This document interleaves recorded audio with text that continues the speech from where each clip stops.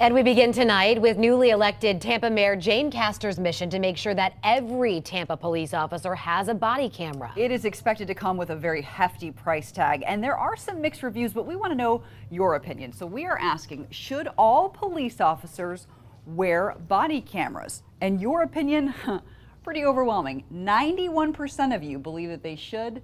We're going to keep asking that question throughout the newscast, and we'll let you know if that changes, but only 9% of you think no. Right now, only a fraction of officers in the Tampa Police Department wear body cameras, and the department wants that to change now. Emerald Morrow explains why TPD is counting on a federal grant to give hundreds more officers an added layer of security and accountability.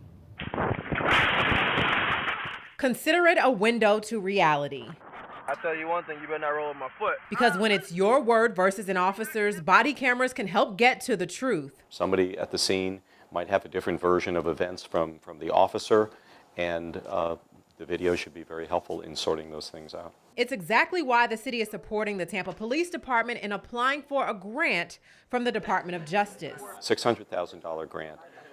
We would have to put in half of that. The city will try and help with that amount to fulfill a promise of transparency. The community expects that they'll be able to see the video, that officers, that what they do on a day-to-day basis is transparent to the community.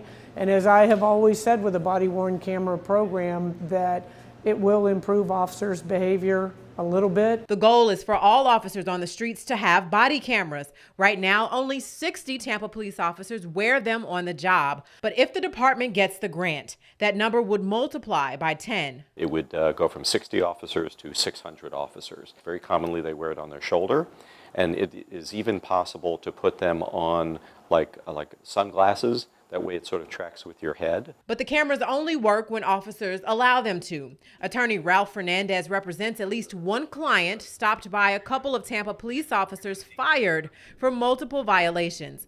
This includes one officer accused of turning off his body camera during a confrontation. The preservation of what takes place in a confrontation, I think, is the best way to avoid problems on either side. Fernandez says he thinks the department is heading in the right direction, and even though there have been a few bad actors, they don't represent all of TPD. We have an excellent department. What happens is perfection is hard to achieve, but it's a goal each and every day that you're entrusted with a badge.